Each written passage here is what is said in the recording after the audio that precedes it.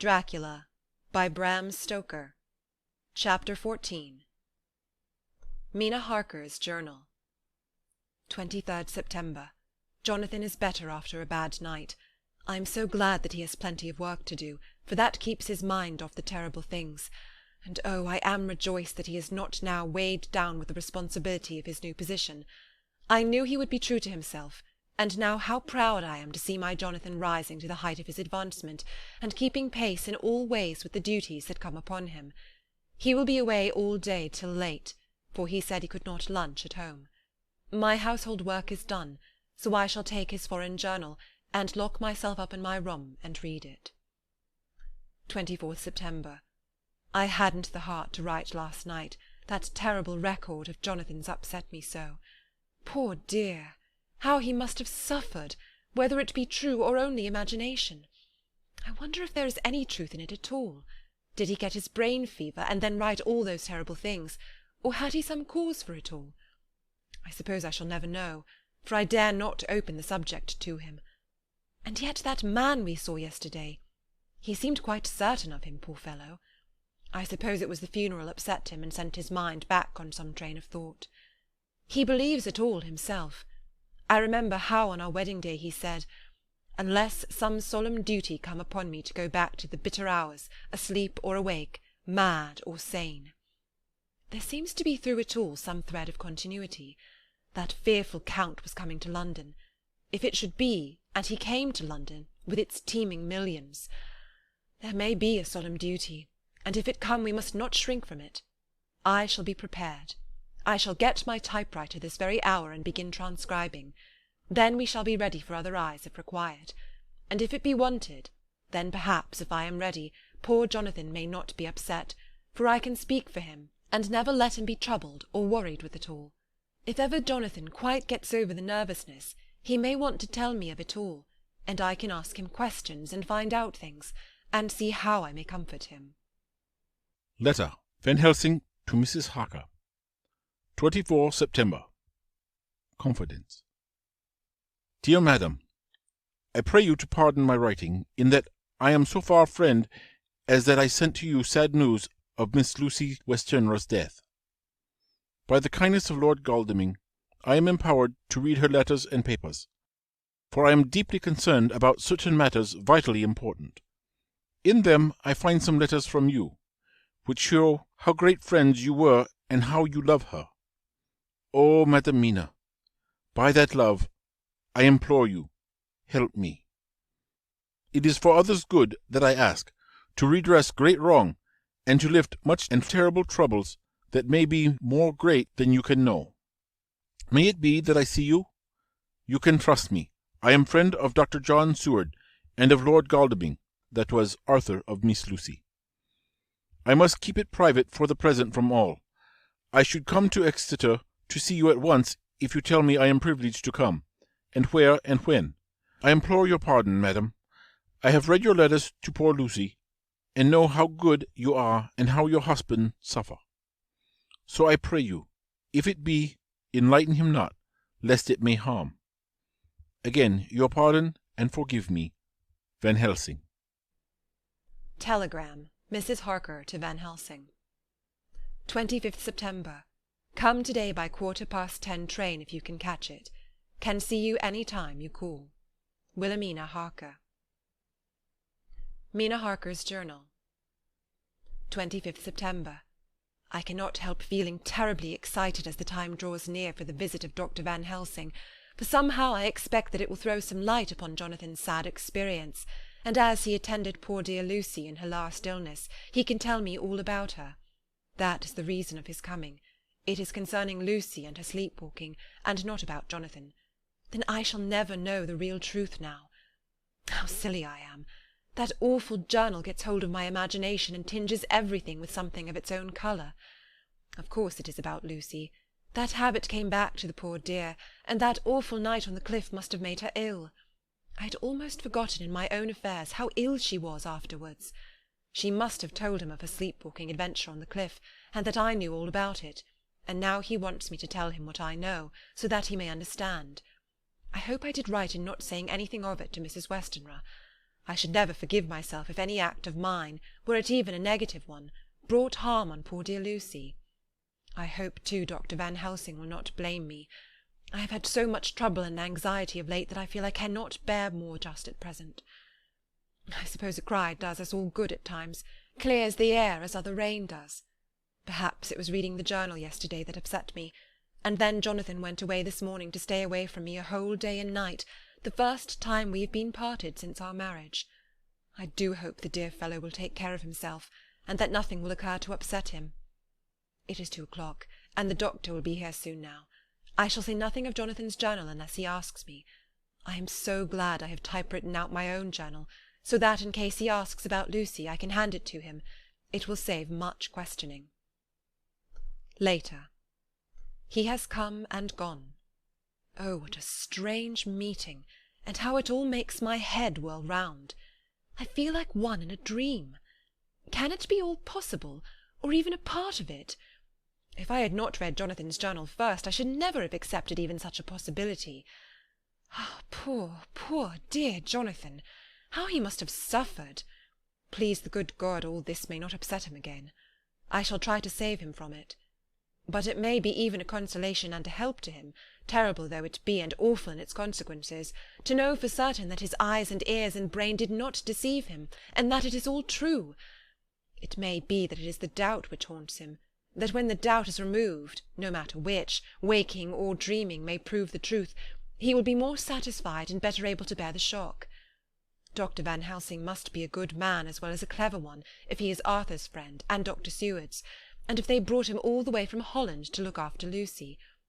I feel from having seen him that he is good and kind and of a noble nature. When he comes to-morrow I shall ask him about Jonathan. And then, please God, all this sorrow and anxiety may lead to a good end. I used to think I would like to practice interviewing. Jonathan's friend on the Exeter News told him that memory is everything in such work, that you must be able to put down exactly almost every word spoken, even if you had to refine some of it afterwards. Here was a rare interview. I shall try to record it verbatim. It was 2:30 when the knock came. I took my courage à deux mains and waited. In a few minutes Mary opened the door and announced Dr. Van Helsing. I rose and bowed, and he came towards me, a man of medium weight, strongly built, with his shoulders set back over a broad, deep chest, and a neck well balanced on the trunk as the head is on the neck. The poise of the head strikes me at once as indicative of thought and power. The head is noble, well-sized, broad, and large behind the ears. The face, clean-shaven, shows a hard, square chin, a large, resolute, mobile mouth, a good-sized nose, rather straight, but with quick, sensitive nostrils, that seem to broaden as the big, bushy brows come down and the mouth tightens. The forehead is broad and fine, rising at first almost straight, and then sloping back above 2 bumps or ridges wide apart, such a forehead that the reddish hair cannot possibly tumble over it, but falls naturally back and to the sides. Big, dark blue eyes are set widely apart, and are quick and tender or stern with the man's moods. He said to me, "Mrs. Harker, is it not?" I bowed assent. "That was Miss Mina Murray?" Again I assented. "It is Miss Mina Murray that I came to see that was a friend of that poor dear child Lucy Westenra. Madam Mina, it is on account of the dead that I come." "Sir," said I, "you could have no better claim on me than that you were a friend and helper of Lucy Westenra." And I held out my hand. He took it and said tenderly, "Oh, Madam Mina, I know that the friend of that poor little girl must be good, but I had yet to learn." He finished his speech with a courtly bow. I asked him what it was that he wanted to see me about, so he at once began. "I have read your letters to Miss Lucy. Forgive me, but I had to begin to inquire somewhere, and there was none to ask. I know that you were with her at Whitby. She sometimes kept a diary. You need not look surprised, Madam Mina. It was begun after you had left, and was an imitation of you, and in that diary she traces by inference certain things to a sleep-walking in which she puts down that you saved her. In great perplexity then I come to you, and ask you out of your so much kindness to tell me all of it that you can remember." "I can tell you, I think, Dr. Van Helsing, all about it." "Ah, then you have good memory for facts, for details. It is not always so with young ladies." "No, doctor, but I wrote it all down at the time. I can show it to you if you like." "Oh, Madam Mina, I will be grateful. You will do me much favour." I could not resist the temptation of mystifying him a bit. I suppose it is some taste of the original apple that remains still in our mouths, so I handed him the shorthand diary. He took it with a grateful bow and said, "May I read it?" "If you wish," I answered as demurely as I could. He opened it, and for an instant his face fell. Then he stood up and bowed. "Oh, you so clever woman," he said. "I knew long that Mr. Jonathan was a man of much thankfulness, but see his wife have all the good things. And will you not so much honour me and so help me as to read it for me? Alas, I know not the shorthand." By this time my little joke was over, and I was almost ashamed. So I took the typewritten copy from my work-basket and handed it to him. "Forgive me," I said. "I could not help it, but I had been thinking that it was of dear Lucy that you wished to ask, and so that you might not have time to wait, not on my account, but because I know your time must be precious, I have written it out on the typewriter for you." He took it, and his eyes glistened. "You are so good," he said. "And may I read it now? I may want to ask you some things when I have read." "By all means," I said. "Read it over whilst I order lunch, and then you can ask me questions whilst we eat."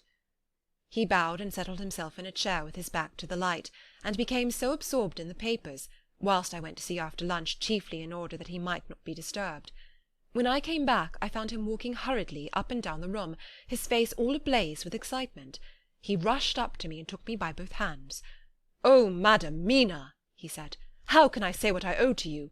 This paper is as sunshine. It opens the gate to me. I am dazed, I am dazzled with so much light.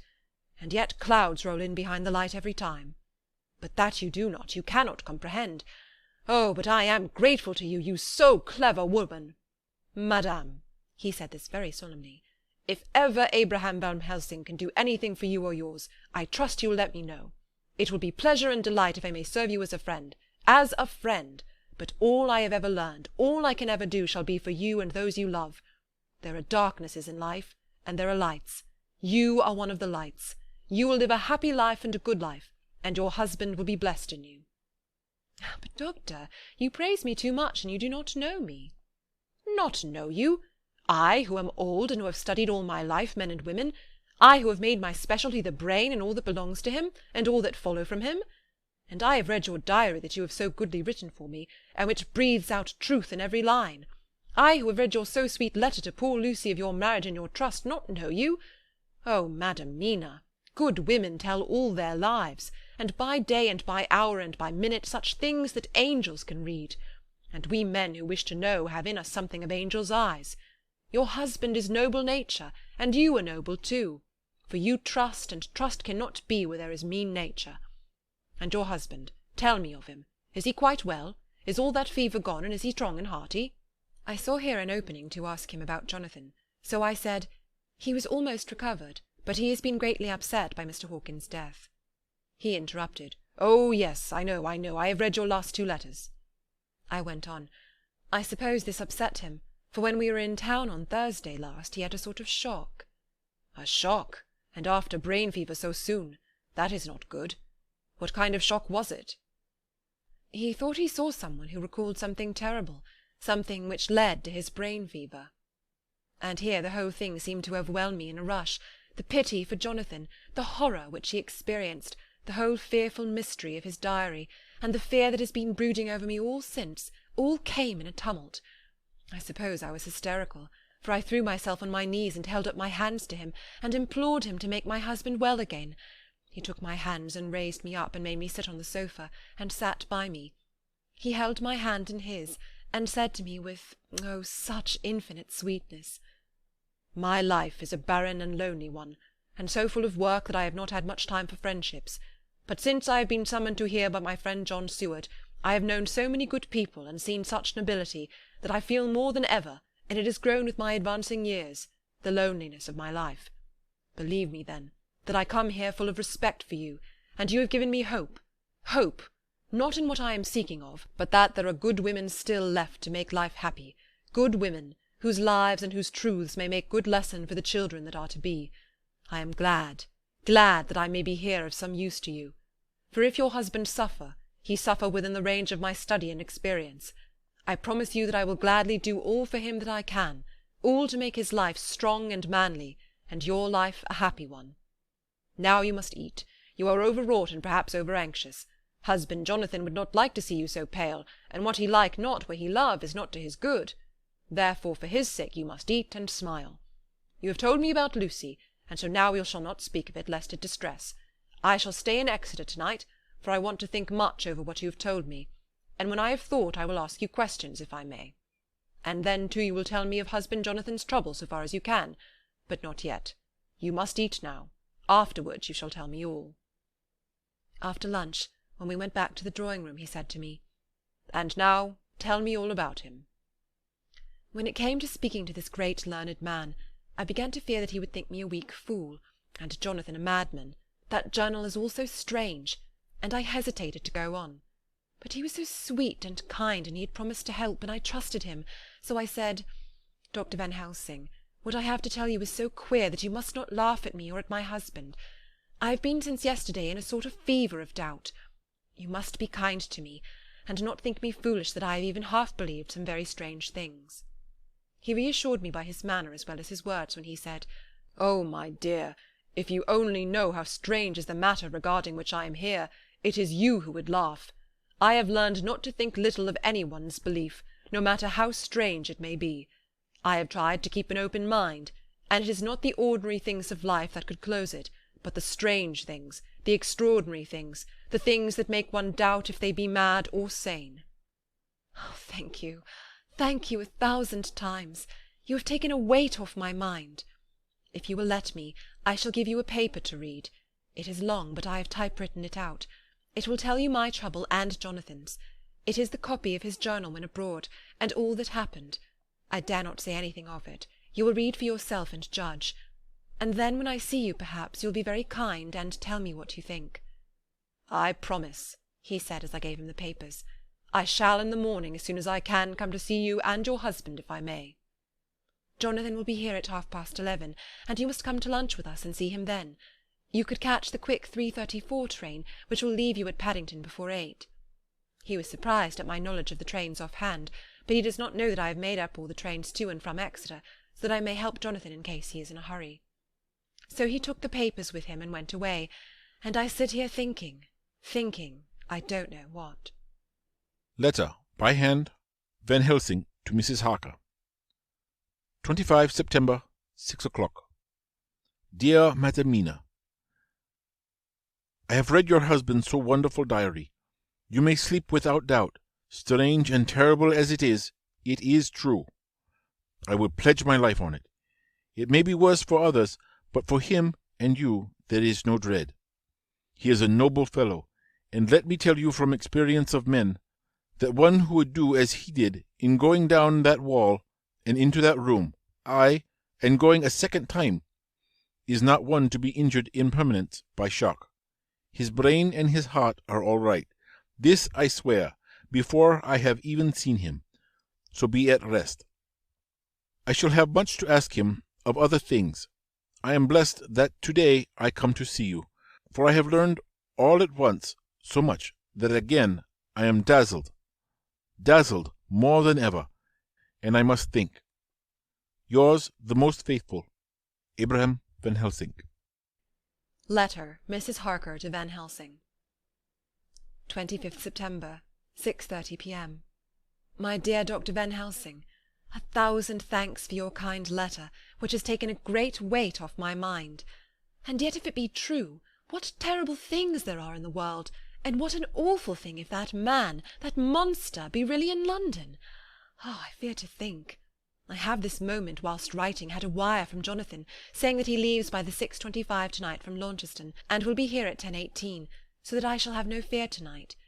Will you, therefore, instead of lunching with us, please come to breakfast at 8 o'clock, if this be not too early for you? You can get away if you are in a hurry by the 10:30 train, which will bring you to Paddington by 2:35.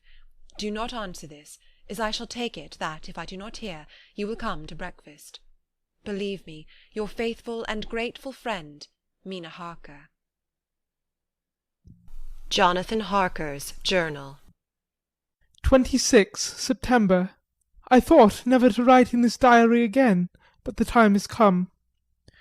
When I got home last night, Mina had supper ready, and when we had supped she told me of Van Helsing's visit, and of her having given him the 2 diaries copied out, and of how anxious she has been about me. She showed me in the doctor's letter that all I wrote down was true. It seems to have made a new man of me. It was the doubt as to the reality of the whole thing that knocked me over.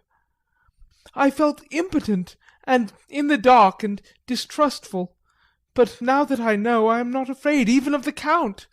He has succeeded after all then in his design in getting to London, and it was he I saw. He has got younger, and how? Van Helsing is the man to unmask him and hunt him out if he is anything like what Mina says. We sat late and talked it over. Mina's dressing, and I shall call at the hotel in a few minutes and bring him over. He was, I think, surprised to see me. When I came into the room where he was and introduced myself, he took me by the shoulder and turned my face round to the light and said, after a sharp scrutiny, "But Madam Mina told me you were ill, that you had had a shock." It was so funny to hear my wife called Madam Mina by this kindly, strong-faced old man. I smiled and said, "I was ill, I have had a shock, but you have cured me already." "And how?" "By your letter to Mina last night. I was in doubt, and then everything took a hue of unreality, and I did not know what to trust, even the evidence of my own senses. Not knowing what to trust, I did not know what to do, and so had only to keep on working in what had hitherto been the groove of my life. The groove ceased to avail me, and I mistrusted myself. Doctor, you don't know what it is like to doubt everything, even yourself. No, you don't. You couldn't with eyebrows like yours." He seemed pleased and laughed as he said, "So you're a physiognomist. I learn more here with each hour. I am with so much pleasure coming to your breakfast. And, oh, sir, you will pardon praise from an old man, but you are blessed in your wife." I would listen to him go on praising Mina for a day, so I simply nodded and stood silent. "She is one of God's women, fashioned by his own hand to show us men and other women that there is a heaven where we can enter, and that its light can be here on earth. So true, so sweet, so noble, so little an egoist, and that, let me tell you, is much in this age, so sceptical and selfish. And you, sir, I have read all the letters to poor Miss Mina, and some of them speak of you, so I know you since some days, from the knowing of others, but I have seen your true self since last night. You will give me your hand, will you not? And let us be friends for all our lives." We shook hands, and he was so earnest and so kind that it made me quite choky. "And now," he said, "may I ask you for some more help? I have a great task to do, and at the beginning it is to know. You can help me here. Can you tell me what went before your going to Transylvania? Later on I may ask more help, and of a different kind, but at first this will do." "Look here, sir," I said, "does what you have to do concern the Count?" "It does," he said solemnly. "Then I am with you heart and soul. As you go by the 10:30 train you will not have time to read them, but I shall get the bundle of papers. You can take them with you and read them in the train." After breakfast I saw him to the station. When we were parting he said, "Perhaps you will come to town if I send for you, and take Madam Mina too." "We shall both come when you will," I said. I had got him the morning papers and the London papers of the previous night, and while we were talking at the carriage window, waiting for the train to start, he was turning them over. His eyes suddenly seemed to catch something in one of them, the Westminster Gazette. I knew it by the colour, and he grew quite white. He read something intently, groaning to himself. Mein Gott, so soon, so soon. I do not think he remembered me at the moment. Just then the whistle blew, and the train moved off. This recalled him to himself, and he leaned out of the window and waved his hand, calling out, "Love to Madam Mina. I shall write so soon as ever I can." Dr. Seward's Diary, 26 September. Truly there is no such thing as finality. Not a week since I said finis, and yet here I am starting fresh again, or rather going on with the record. Until this afternoon I had no cause to think of what is done. Renfield had become, to all intents, as sane as he ever was. He was already well ahead with his fly business, and he had just started in the spider line also, so he had not been of any trouble to me. I had a letter from Arthur, written on Sunday, and from it I gather that he is bearing up wonderfully well. Quincey Morris is with him, and that is much of a help, for he himself is a bubbling well of good spirits. Quincey wrote me a line too, and from him I hear that Arthur is beginning to recover something of his old buoyancy. So as to them all my mind is at rest. As for myself, I was settling down to my work with enthusiasm which I used to have for it, so that I might fairly have said that the wound which poor Lucy left on me was becoming cicatrized. Everything is, however, now reopened, and what is to be the end, God only knows. I have an idea that Van Helsing thinks he knows too, but he will only let out enough at a time to whet curiosity. He went to Exeter yesterday, and stayed there all night. Today he came back, and almost bounded into the room at about 5:30, and thrust last night's Westminster Gazette into my hand. "What do you think of that?" he asked as he stood back and folded his arms. I looked over the paper, for I really did not know what he meant, but he took it from me and pointed out a paragraph about children being decoyed away at Hampstead.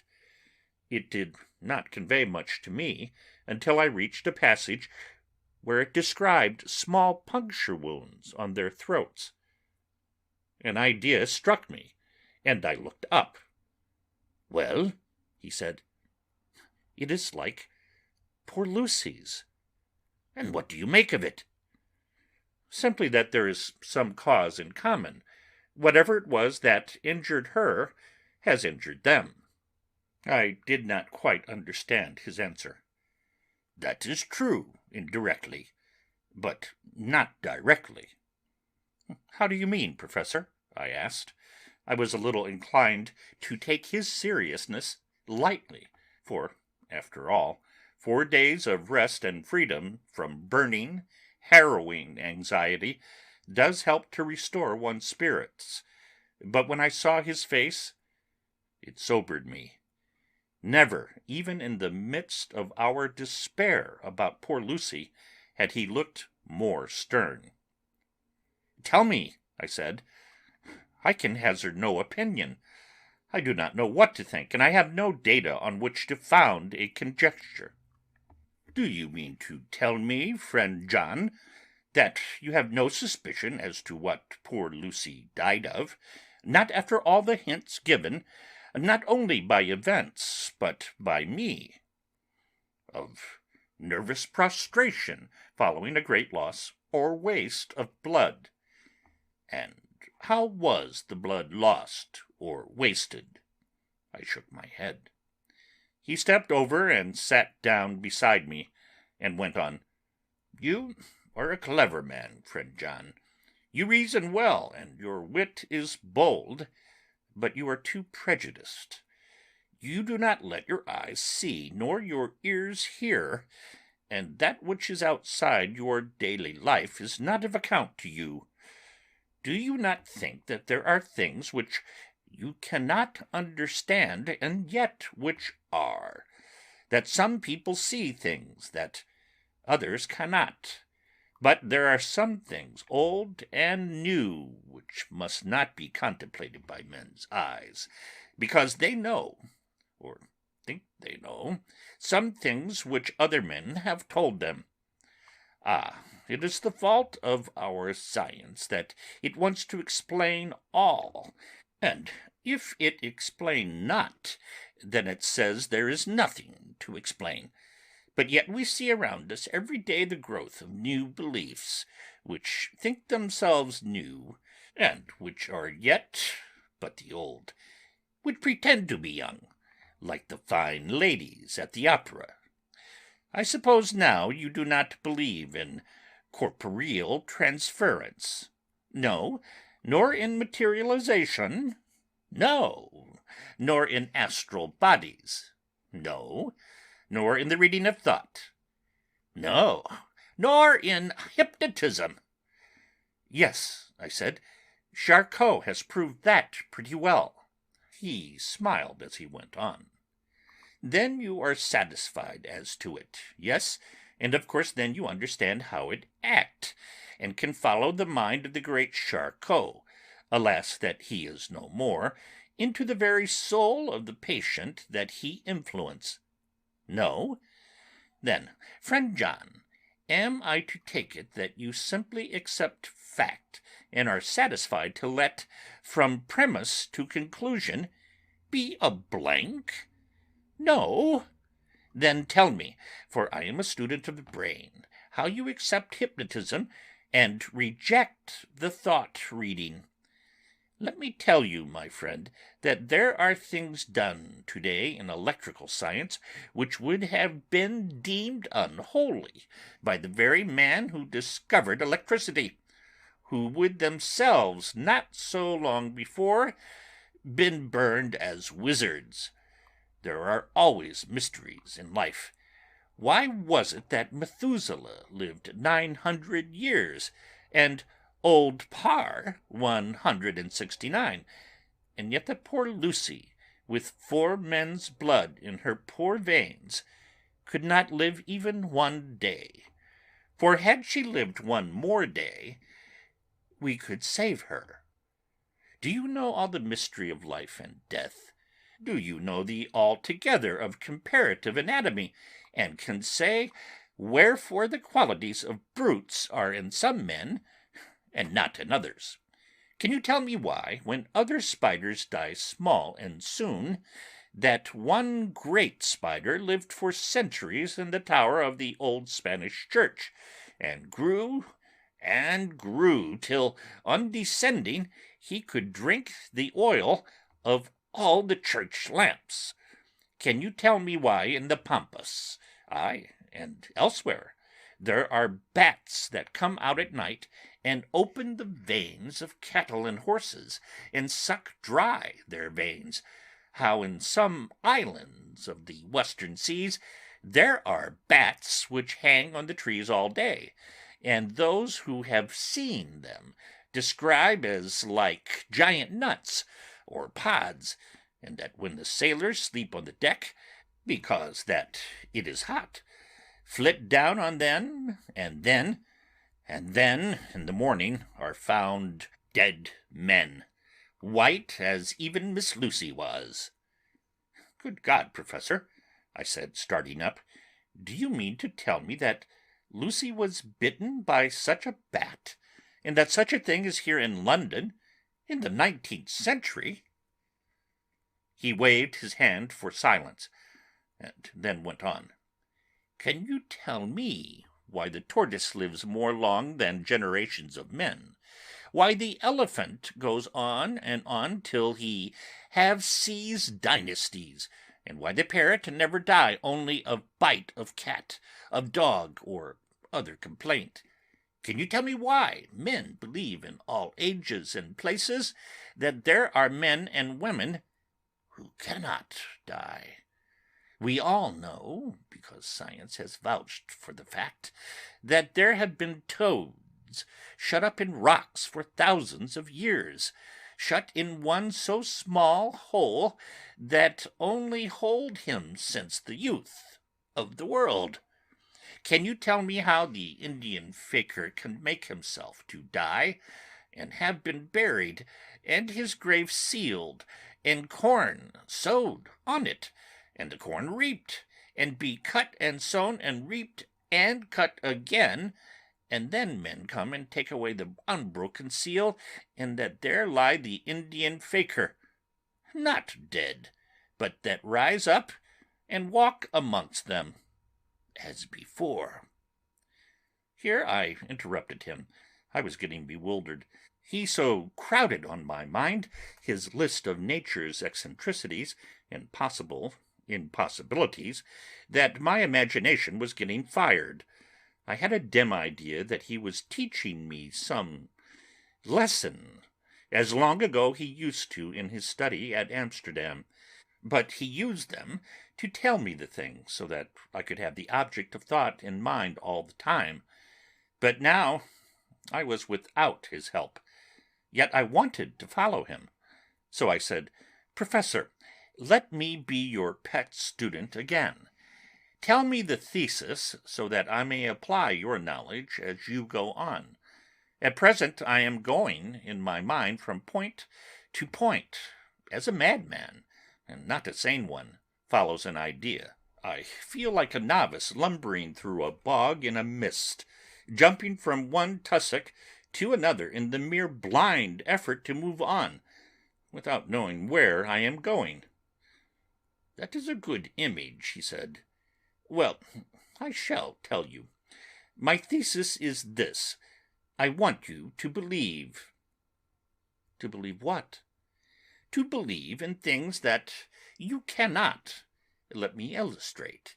I heard once of an American who so defined faith, that faculty which enables us to believe things which we know to be untrue. For one, I follow that man. He meant that we shall have an open mind, and not let a little bit of truth check the rush of the big truth, like a small rock does a railway truck. We shall get the small truth first. Good. We keep him, and we value him, but all the same we must not let him think himself all the truth in the universe. Then you want me not to let some previous conviction inure the receptivity of my mind with regard to some strange matter. Do I read your lesson right?"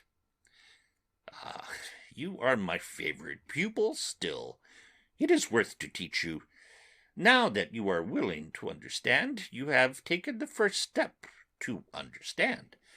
You think then that those so small holes in the children's throats were made by the same that made the holes in Miss Lucy? I suppose so."